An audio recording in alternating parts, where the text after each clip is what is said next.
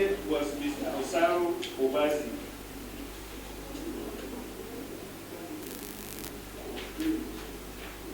Our observation: the committee, after screening and verification of the candidate's documents, found him eligible to contest the primary election.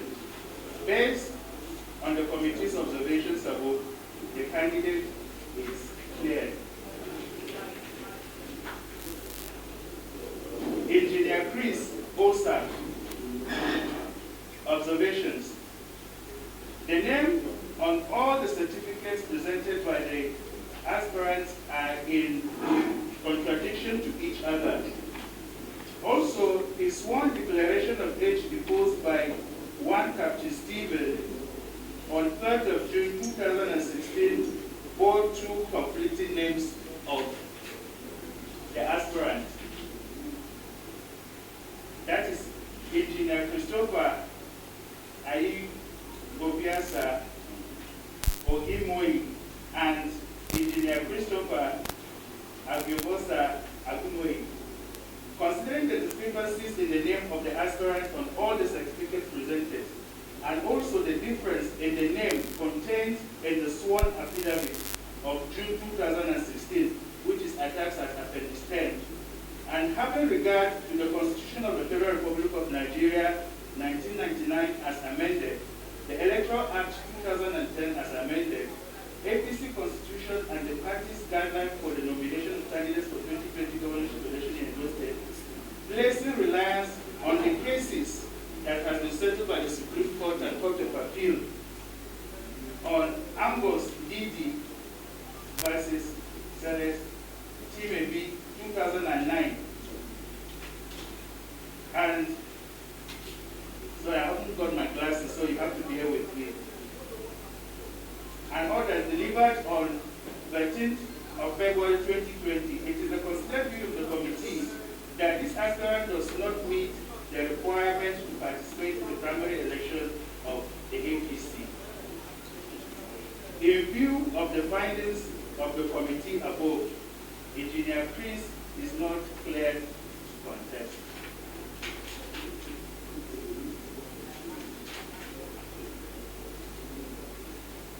Dr. Pius Odubu.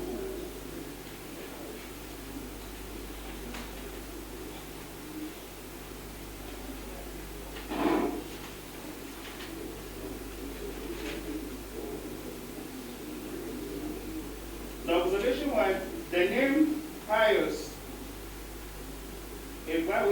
Precious Manson Odubu appeared on different documents. However, anomaly was cured in the affidavit deposed by his father. So I'm finding that even though the name Pius Precious Manson Odubu appeared on the degree of Juris Doctor, contrary to the name Pius Odubu that appears in all other certificates, the sworn declaration of which deposed by one Chief Manson E. Odubu, the father of Pius Odubu, has cured the anomaly. So we attach this as evidence. Our recommendation is pursuant to the above. The committee therefore recommends that Pius Odubu is eligible to participate in the election. Eze Yamu Osagi Andrew.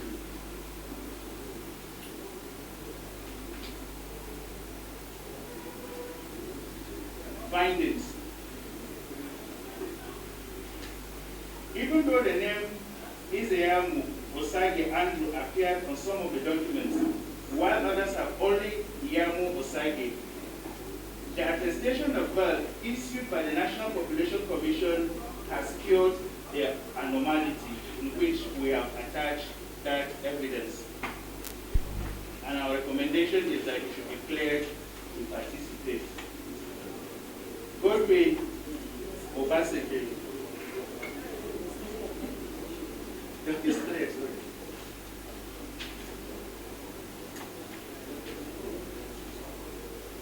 Observations. Though His Excellency Godwin Obaseki in his nomination form claimed to have obtained a higher school level certificate from the Institute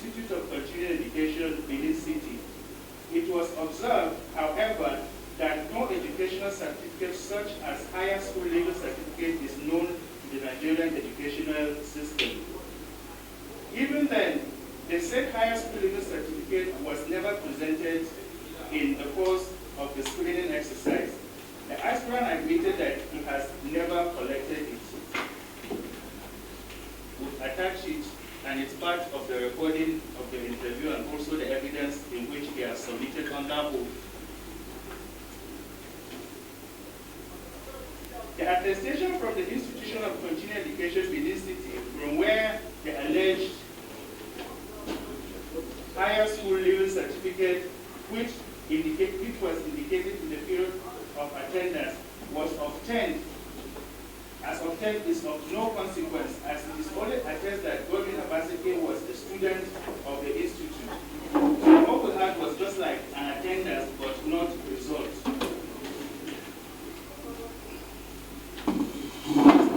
Although the committee received a petition on his University of Ibadan Bachelor of Arts Classical Studies certificate, which he submitted to INEC in 2016, when he first contested as governor, the committee on further probing was presented with the original certificate issued by the University of Ibadan, and the original was cited. On the NYSC certificate, that is the National Youth Service Certificate, dated 6 August 1980, issued to the aspirant, the committee observed that it bears the name Obaseki Godwin. While this may be an error on the part of the issuing authority, we observed, however, that the aspirant has not taken any step whatsoever to have the anomaly corrected by the issuing authority.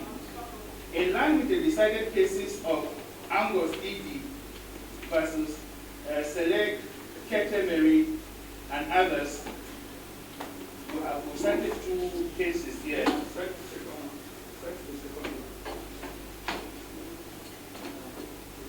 2009 and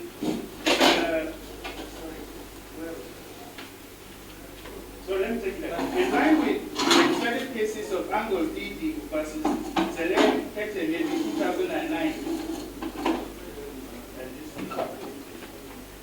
Sorry, the right is? The second case is the recent Aresa case. That is PDP and two others versus Bio Barakuma, Dege, Elemienyo, and two others.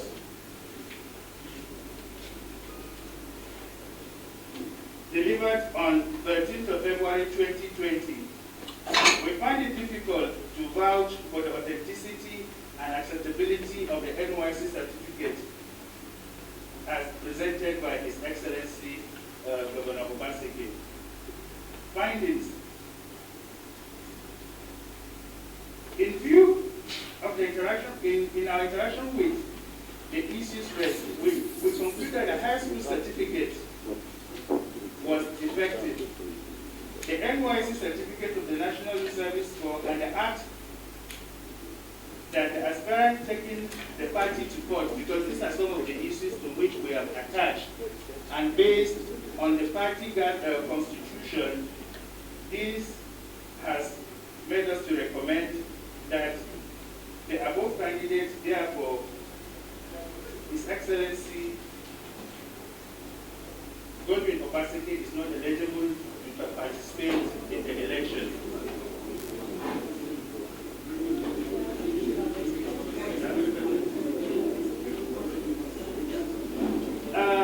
Let me just expatiate. During our interaction, which was done live, he informed us that he has instituted a suit against the party and the chairman of the party. And yesterday, we received all the documents of those processes.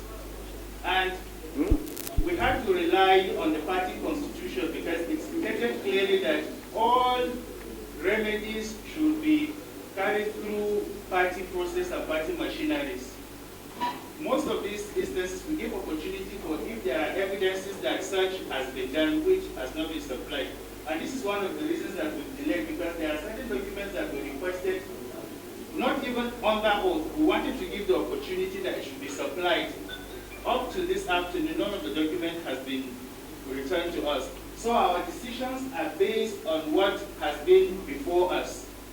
So all these documents are attached, and all the references and all the authorities as I've cited are also attached.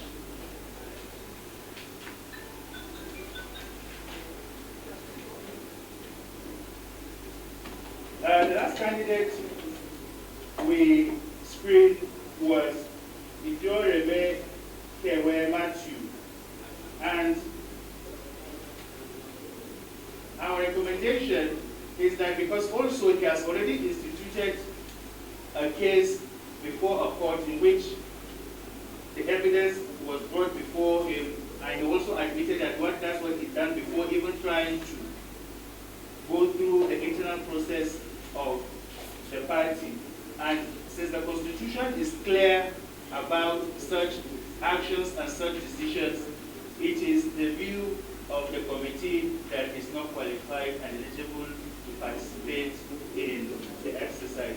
So these are our findings, our observations, and as I have said, all our observations and findings are based on this document. So, gentlemen of the press, I would advise if any comments that you might make later or in your publications, please be guided by what has been produced, not by emotions. Mr. Chairman, sir, thank you for the opportunity that you have given to us, and we really appreciate it, and we thank you for your support.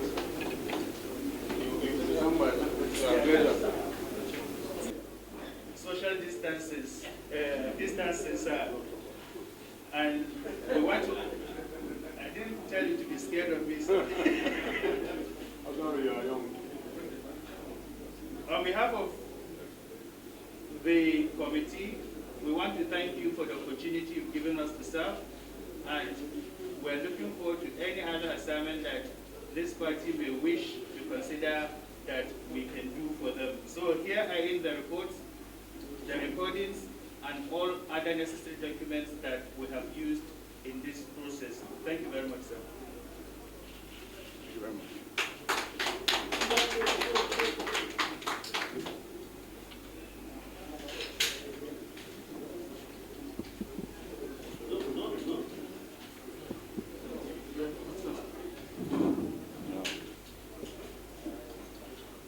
My colleagues of the National Working Committee, the Welfare Secretary, Deputy National Chairman, Northwest, Woman Leader, National Auditor, National Treasurer, National Public Secretary, Southwest Vice Chairman, and National Organizing Secretary. On behalf of my colleagues, I want to thank you, Professor and Chairman of this screening committee. And through you, I want to thank all the members of the committee. We appreciate that you are all gainfully employed persons, and you have had to devote quality time and painstakingly do what you have submitted to us. Like I mentioned at the inauguration,